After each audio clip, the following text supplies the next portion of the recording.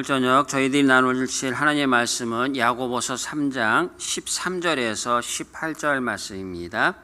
너희 중에 지혜와 총명이 있는 자가 누구냐? 그는 선행으로 말미암아 지혜의 온유함으로 그 행함을 보일지니라. 그러나 너희 마음속에 독한 시기와 다툼이 있으면 자랑하지 말라. 진리를 거슬러 거짓말하지 말라. 이러한 지혜는 위로부터 내려온 것이 아니요 땅 위의 것이요 정욕의 것이요 귀신의 것이니 시기와 다툼이 있는 곳에는 혼란과 모든 악한 일이 있음이라. 오직 위로부터 난 지혜는 첫째 성결하고 다음에 화평하고 관용하고 양순하며 긍휼과 선한 열매가 가득하고 편견과 거짓이 없나니 화평하게 하는 자들은 화평으로 심어 의의 열매를 거두느니라. 아멘. 할렐루야. 벌써 금요일입니다. 어저께 축구 잘 보셨습니까? 저는 어디 졸업식 좀 참가하느냐고 전혀 못 봤는데 하이라이트로 봤는데 재밌더라고요. 이기니까 재밌죠. 뭐 지면 재미없습니다. 어쨌든 지난 한 주간 여러분들 수고 많으셨습니다. 이 은혜로운 시간, 이 금요 저녁 시간이 되면 우리가 항상 지치죠. 또 피곤합니다. 그런데도 불구하고 이렇게 예배와 찬양과 기도의 자리에 나오신 여러분들 모두에게 하나님의 크신 위로와 샬롬의 평강이 있기를 축원드립니다. 우리가 이 복잡하고 험한 세상을 살아가면서 필요한 것들이 참 많습니다. 건강도 필요하겠죠. 그 다음에 물질도 필요합니다. 때로는 명예도 필요합니다. 그 많은 필요한 것 중에 가장 많이 구하고 또 가장 뼈저리게 필요하다라고 하는 것이 하나가 있는데 바로 지혜입니다. 지식이 아니라 지혜가 필요하다고 우리는 봅니다. 자녀를 키울 때도 우리는 지혜가 필요죠. 왜요? 바르고 올바르고 또 귀 사이에 쓰임받을 수 있는 그런 아이로 키우기 위해서는 그냥 자라지 않습니다. 지혜가 필요합니다. 또 직장은 어떻습니까? 까다로운 상사나 동료들과의 어떤 인간관계를 맺기 위해서도 또 말의 지혜도 필요할 것이고 여러 가지 지혜도 필요할 것입니다. 그래서 현대인들은 어떻게든 조금이라도 더 똑똑해지고 또 지혜로워지기 위해서 수많은 돈을 사용합니다. 거기다 많은 투자도 합니다. 서점에 가면은 여러분들 베스트셀러가 있죠.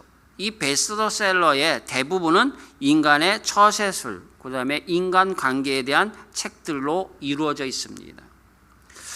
또 인터넷만 봐도 어떻습니까? 스마트폰도 보면 어떻습니까? 거기에는 넘쳐나는 정보와 강연들이 많습니다. 우리에게 세상에서 성공하는 지혜를 가르쳐 주겠다고 수없이 유혹을 합니다. 요즘은 과거 어느 시대보다 지식과 정보가 넘쳐나는 최첨단의 시대죠. 그런데 참으로 아이러니합니다. 이렇게 좀 더 옛날보다 더 편하고 육체적으로 편했고 또 많은 지혜, 지식들이 이렇게 풍성한 세대를 살고 있는데도 불구하고 왜 사람들의 마음은 여유롭지 않을까요? 마음은 점점 강팍해지고 있습니다. 가정은 무너져가고 있죠.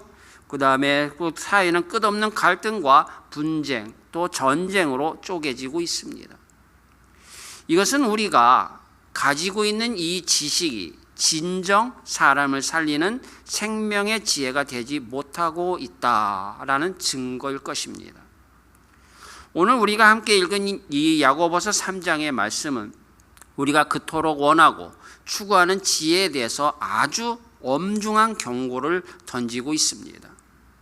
야고보 사도는 이 세상에서 존재하는 지혜에는 완전히 출처가 다르고 또 그 맺는 열매가 질적으로 다른 두 가지의 지혜가 존재한다고 분명히 선을 긋고 말씀하고 있습니다. 다들 아시다시피 하나는 우리의 영혼을 살리고 공동체를 세우는 위로부터 난 하나님의 지혜이고 다른 하나는 우리를 죽이고 파괴하는 땅 위의 지혜입니다. 오늘 이 밤에 하나님의 말씀을 거울 삼아 내 안에 있는 지혜가 과연 어떤 지혜가 있는지 철저히 그리고 정직하게 점검해 보시기 바랍니다. 그리하여 십자가 앞에서 세상의 악한 지혜를 남김없이 다 쏟아내고 오직 위로부터 내려오는 하나님의 지혜만을 구하며 부르짖는 뜨거운 은혜의 시간이 되시길 축원드립니다. 첫 번째로 참된 지혜는 입술의 화려한 말이 아니라 선행과 온유한 행함으로 증명되어야 한다는 것입니다. 우리 13절 말씀입니다. 13절 말씀을 같이 보겠습니다. 시작. 너희 중에 지혜와 총명이 있는 자가 누구냐? 그는 선행으로 말미암아 지혜의 온유함으로 그 행함을 보일지니라. 아멘. 이 야고보서가 이 편지가 쓰이던 당시 초대 교회 안에는 자신이 성경의 율법을 아주 많이 알고 있고 통달하였고 남들보다 더 영적인 지혜가 뛰어나다고 스스로 자랑하며 교인들을 가르치려 들었던 거짓 교사들이 참 많았습니다. 이 거짓 교사들은 말솜씨가 유창하니까 거짓 교사 해먹겠지요. 말솜씨도 없는 사람은 이것도 못합니다. 굉장히 어쨌든 유능한 사람들이에요. 근데 유능을 이상한 대로 사용한 것뿐이죠. 이 유창한 말솜씨와 또 날카로운 논리도 갖고 있습니다. 그리고 사람들의 약점을 그것을 이용해서 사람들의 약점을 비판하고 조직을 비판하고 이렇게 하여서 자신의 똑똑함을 드러내는 것만이 최고의 지혜라고 착각하려 하고 있습니다. 내가 얼마나 아는 것이 많은지 내 말이 얼마나 논리 정연한지를 증명하기 위해서 교회 안에서 목소리를 높이고 논쟁을 벌이는 그 일에만 혈안이 되어 있습니다. 그러나 성경이 우리에게 가르쳐주는 진짜 지혜는 머리에 가득 찬 지식의 양이나 입술의 화려한 언변에 있지 않습니다. 참된 지혜는 반드시 일상의 팍팍한 삶 속에서 묵묵히 이웃을 섬기는 선행과 그리고 나를 한없이 낮추는 온유함이라는 구체적인 삶의 행동으로 증명되어야만 합니다. 사랑하는 성도 여러분, 우리가요, 여러분 옛날에 운전면허 시험 보셨죠? 어르신들은 참 요즘에는 또 기간도 짧고 나는 2년 후에 시험 봐야 돼, 다시 봐야 돼, 요번에 1년밖에 안 줬어, 이런 말씀도 많이 하십니다. 또 저희 막둥이 미셸 같은 경우는 이제 나이가 돼가지고 이제 운전면허식 공부를 이번 방학 때 해보려고 이제 공부를 시작하기도 했습니다. 그 아이들이 봤을 때는 처음에 어르신들 말고요. 아이들이 봤을 때 운전면허 딱 따면 자기는 베스트 드라이버가 될 것 같습니다. 근데 예를 들어서 여러분도 시험 봤죠? 옛날에 시험 봤을 때 필기 시험에 100점 맞은 사람 생각보다 많습니다. 100점 맞았습니다. 그런데 필기 시험에 100점 맞았다고 그 사람을 우리는 베스트 드라이버라고 부르지 않습니다. 필기 시험 본 그 성적표만 보면요, 당장이라도 고속도로를 질주하는 이 카레이서처럼 보입니다. 하지만 막상 실제로 운전대를 잡게 하면요, 브레이크가 뭔지 엑셀이 뭔지 깜빡이가 왼쪽인지 오른쪽인지 구분 못합니다. 덜덜 떱니다. 진땀 뺍니다. 그렇게 장롱 면허 운전자들이 굉장히 많지요. 머릿속에는 교통법규를 다 외웁니다. 입으로는 자동차의 구조를 청산유수로 설명합니다.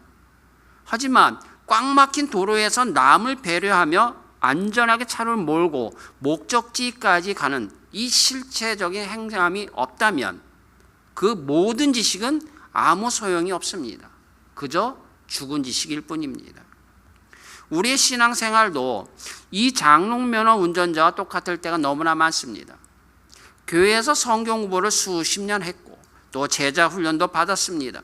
머릿속에는 성경 구절이 줄줄줄 나옵니다. 어떤 분들은 신학적인 지식들이 가득 차 있기도 합니다. 누가 신앙적인 질문을 하면 대답도 아주 기가 막히게 잘합니다. 목사보다 더 잘합니다. 그런데 정작 삶의 현장인 가정으로 돌아가고 직장으로 돌아가면 그 화려했던 신앙의 지식들이 온데간데 없이 사라져버립니다. 아내와 남편을 향해서 쏟아내는 이 말에는 배려가 없고 직장 동료들을 향해서는 한치의 양보도 없이 이기적으로 행동합니다. 입으로는 십자가의 사랑을 노래하면서 손과 발로는 형제를 섬기는 일에 굳은 일을 절대로 하지 아니려고 합니다. 이리저리 피해 다니죠. 야고보 사도는 이런 사람들을 향해서 너희의 그 얄팍한 지식을 더 이상 지혜라고 포장하지 말라라고 엄하게 꾸짖고 있습니다. 참된 지혜의 본질은 바로 온유함에 있습니다. 여러분, 온유함이 뭡니까? 온유함은 그저 타고난 성격이 유순하고 줏대 없이 남들에게 이리저리 끌려다니는 나약한 상태를 의미하는 것이 결코 아닙니다. 성경에서 나오는 이 온유함이라는 단어 명심하십시오. 이 원래의 뜻은 이렇습니다. 거칠고 사나운 야생마가 있습니다. 이 야생마는 어떻게 해야 됩니까? 훈련을 해야 되겠죠. 훈련을 받습니다. 훈련을 받아서 이제 주인의 손에 쥐어진 고삐가 생깁니다. 이 고삐에 의해서 완전히 통제되고 다스려지는 거룩한 상태를 말합니다. 내 안에 펄펄 끓어오르는 혈기가 있고 남들에게 지기 싫어하는 강한 자존심이 있지만 그 무서운 본능들이 성령의 재갈에 물려서 철저하게 십자가 앞에 엎드려지는 것, 그것이 바로 진짜 온유함입니다. 내가 억울한 일을 당했을 때 충분히 화를 낼 수 있죠. 또 화를 낼 수 있는 힘도 있습니다. 또 내 권리라고 떳떳하게 주장할 수도 있습니다. 그런 상황 속에서도 오직 하나님의 영광과 주님의 몸된 교회의 덕을 세우기 위하여 기꺼이 바보가 되어주고 묵묵히 십자가를 지는 그 넉넉하고 넓은 마음, 그것이 바로 지혜의 온유함입니다. 세상 사람들은 남을 가차없이 짓밟고 올라서게 됩니다. 내 몫을 악착같이 챙기는 사람이 있습니다. 이런 사람들을 뭐라고 합니까? 똑똑하고 지혜롭다라고 박수칩니다. 하지만 하나님 보시기에 이 세상에서 가장 지혜로운 사람은 하늘 보좌를 버리시고 자기를 철저히 비워 종의 형체를 지니신 그대로 묵묵히 골고다의 십자가의 길을 걸어가신 예수 그리스도이십니다. 우리 대형장로의 모든 성도들은 이 밤에 이 얄팍한 입술의 자랑과 핑계를 다 멈추시고 묵묵히 내 손과 발로 형제를 섬기며 낮아지는 온유한 행함의 지혜를 소유하시길 간절히 소원합니다.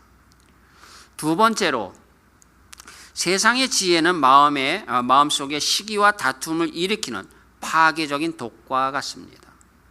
오늘 14절 15절을 보게 되면 야고보 사도는 우리가 그토록 부러워하는 세상의 거짓된 지혜에 이 추악한 정체를 폭로하고 있습니다. 14절과 15절 말씀입니다. 같이 읽습니다. 시작.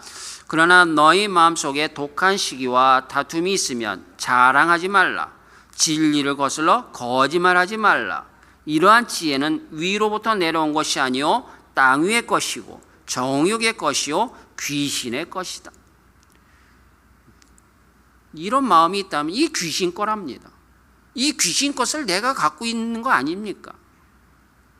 점검해봐야 합니다. 우리가 살아가는 이 세상이 말하는 지혜와 성공의 중심에는 언제나 무서운 이기심과 지독한 경계심이 독사처럼 따리를 틀고 있습니다. 어떻게든 나 혼자 성공하고 남들보다 더 높은 자리에 올라가기 위해서 사람들을 끊임없이 끌어내리고 남과 나를 비교하고 시기하고 질투합니다. 때로는 모함까지도 합니다. 내가 원하는 이익을 챙기기 위해서라면 진리를 교묘하게 왜곡합니다. 남을 속이는 거짓말조차도 처세술이라는 이름으로 포장을 합니다. 그리고 정당화합니다. 이것이 바로 세상의 악한 논리입니다. 야고보는 이런 비열한 지혜를 가리켜 철저하게 땅에 속한 것이며 내 썩어질 육신의 정욕을 채우려는 것이고 더 나아가 우리를 파멸로 이끄는 마귀로부터 온 귀신으로부터 온 것이 귀신의 것이라고 아주 단호하게 말씀을 하고 있습니다. 이 땅의 지혜가 얼마나 교만하고 어리석으며 파괴적인지를 잘 보여주는 웃지 못할 어떤 예화가 하나 있습니다. 여러분들도 많이 들어봤을 것 같아요. 이 비슷한 아류의 예화가 많습니다. 어떤 작은 시골 교회에 예배당에 새로 꾸미고 피아노를 하나 딱 예쁘게 마련했습니다. 얼마나 쓸고 닦고 했겠습니까? 먼지 타지 말라고 덮개천을 하나 딱 이제 마련하고자 합니다. 예쁘게 멋있게. 그래야 오래 쓰고 또 깨끗하게 유지할 테니까요. 그런데 이 덮개를 이제 결정을 해야 되는데 중직자들 사이에서 의견이 두 개로 갈라졌습니다. 뭐냐면 한쪽은 피아노 덮개는 교회를 상징하는 색깔이라고 해야 되나? 예수님의 보혈을 상징하는 색깔 뭐겠습니까? 빨간색. 예. 이가 예수님의 보혈을 상징하는 거룩한 빨간색으로 해야 된다고 주장합니다. 얼마나 논리적입니까? 거룩한 것 같습니다. 그런데 다른 한편에서는 뭐라고 하냐면 하늘의 소망을 상징하는 평화로운 무슨 색일까요? 예, 파란색. 파란색으로 해야 한다고 맞섭니다. 처음에는 보면은 단순한 색깔 취향의 차이 같습니다. 근데요, 이것이 점점 말이 커지면서 어떻게 되냐?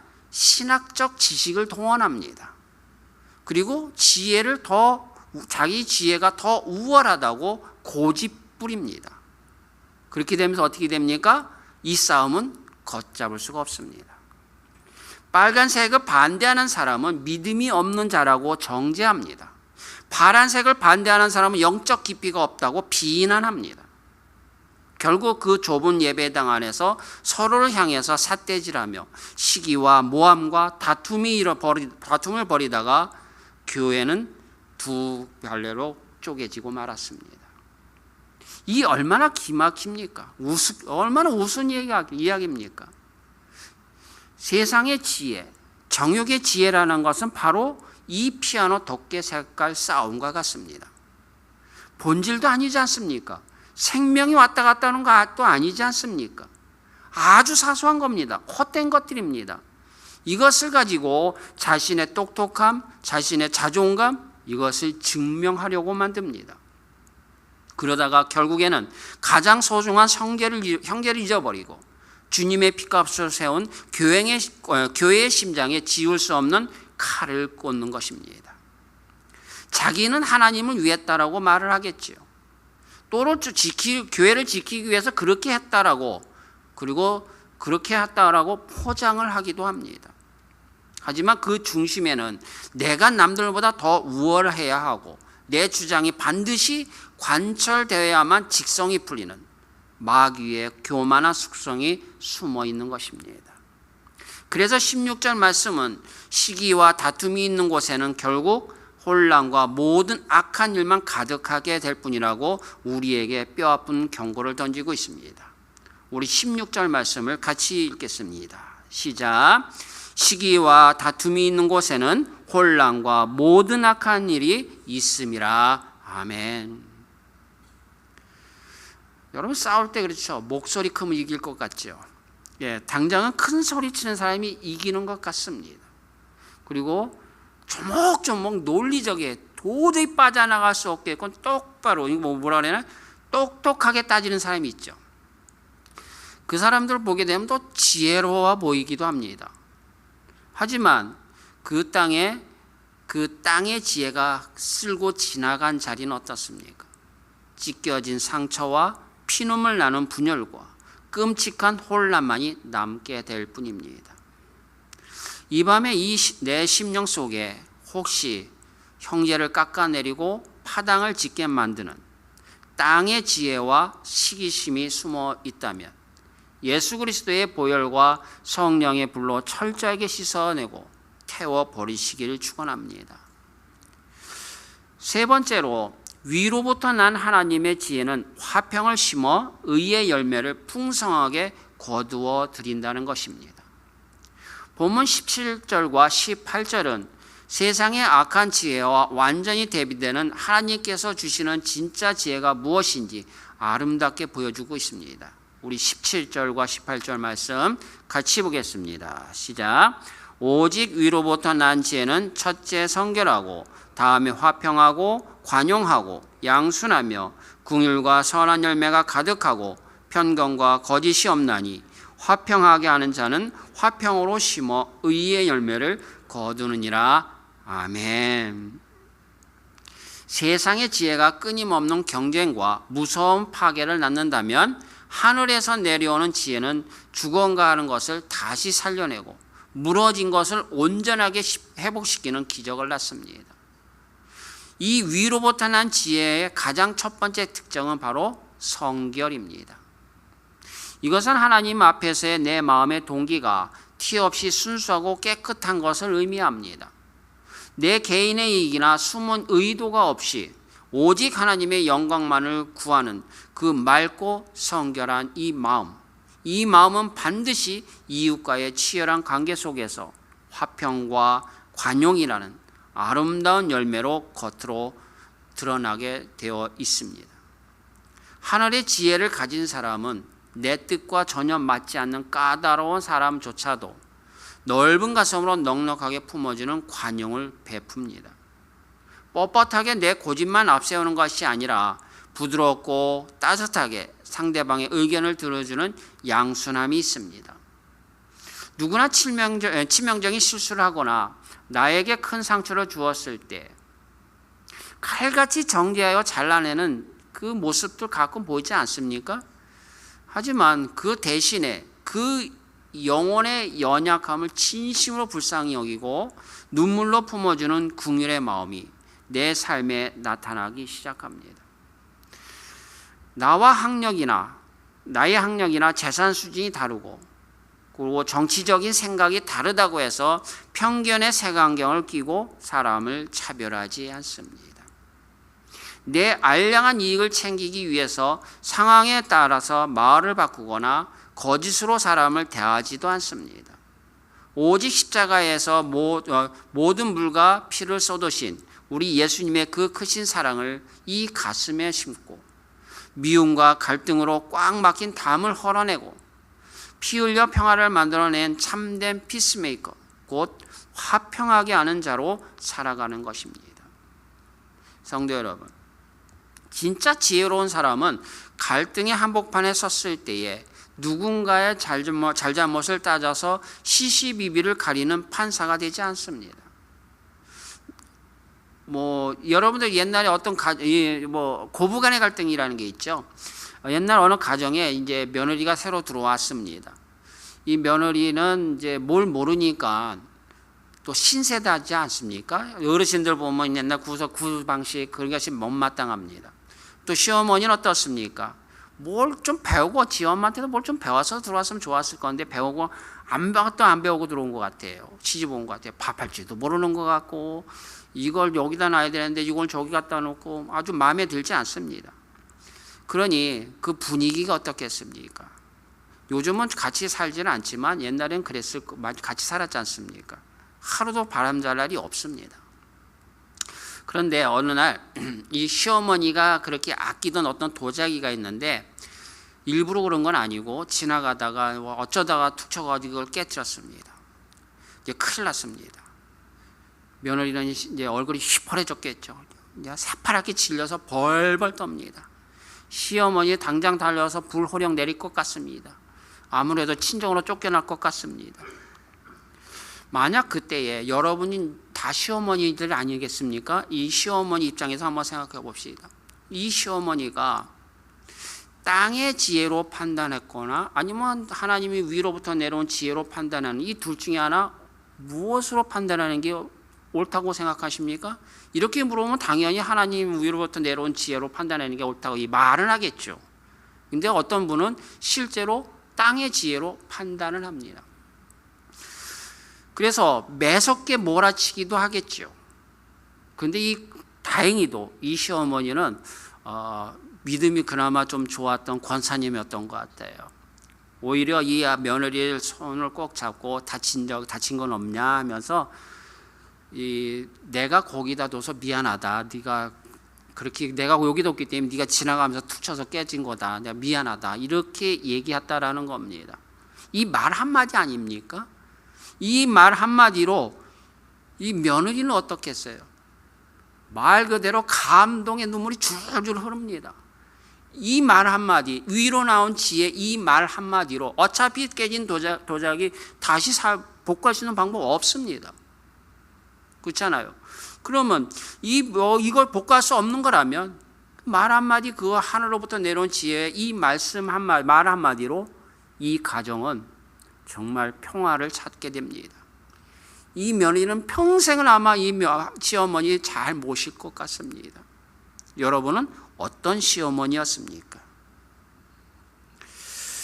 이 시어머니가 보여준 이 십자가의 넉넉한 양순함, 또 이 궁율, 이것이 바로 가정을 살리고 공동체를 살리는 참된 하늘의 지혜입니다. 잘잘못을 따지면 시어머니 잘못이 아니라 며느리 잘못이 100번 맞습니다. 그렇지만 내가 옳다는 것을 증명하기 위해서 상대를 찌르는 것은 정욕의 지혜입니다. 내가 억울하고 내가 손해를 보더라도 바보처럼 내 탓이요 하며 십자가의 표평을 씹는 사람이 결국에는 사람의 마음을 얻고 가정을 회복시키는 의의 열매를 거두게 되는 것입니다. 우리 대흥장로교 성도님들이 가정과 일터에서 맺어야 할 지혜의 열매가 바로 이것입니다. 누가 나를 비난하고 억울하게 할 때에 똑같이 너도 당해봐라 하면서 혈기를 부리고 맞서 싸우는 것은 귀신의 지혜에 바보처럼 놀아나는 것입니다. 위로부터 난 지혜를 가득 받아 십자가의 궁율로 원수까지 품어안고 남몰래 눈물로 기도할 때에 비로소 우리를 통하여 병든 가정이 살아나고 분열된 교회가 하나로 묶이는 위대한 화평의 열매가 탐스럽게 맺힐 줄 믿습니다. 말씀을 정리합니다. 사랑하는 성도 여러분, 오늘 이 뜨거운 금요일 밤에 우리 모두는 아주 중대한 두 가지 지혜의 갈림길 앞에 서 있습니다. 끊임없이 나를 돋보이게 하고 남을 깎아내려고 또 짓밟으려 했던 시기와 다툼에 썩어질 땅의 지혜를 끝까지 움켜쥐시겠습니까? 아니면 철저하게 자기를 비워 십자가를 지고 살리는 화평을 내는 위로부터 난 하늘의 지혜를 구하시겠습니까? 만일 우리 대흥장로교회 안에 여전히 마귀가 주는 땅의 지혜가 가득 차 있다면 아무리 화려한 예배당을 짓고 엄청난 숫자의 성도가 모인다 할지라도 그 속은 골마 터져 상처와 다툼으로 갈라지고 결국엔 허무하게 무너져 내리고 말 것입니다. 그러나 우리 모든 대흥의 성도들이 이 밤에 간절히 무릎 꿇고 위로부터 내려오는 성결하고 온유한 하늘의 지혜를 내 마음에 충만하게 부어달라고 통곡하며 부르짖을 때 우리 교회는 세상 그 어떤 곳에서도 맛볼 수 없는 하늘의 평강과 생명의 열매가 차고 넘치는 거룩한 축복의 동산으로 거듭나게 될 줄로 믿습니다. 오늘 우리가 목숨 걸고 부르짖는 이 뜨거운 통성 기도를 통해서 내 안에 깊숙이 박힌 독한 이기심과 교만을 보일러 씻어내고 오직 성령이 주시는 참된 지혜와 화평으로 가득 채워서 기쁨으로 돌아가는 우리 대흥장로교의 모든 복된 성도님 되시기를 우리 주 예수 그리스도의 이름으로 축원드립니다.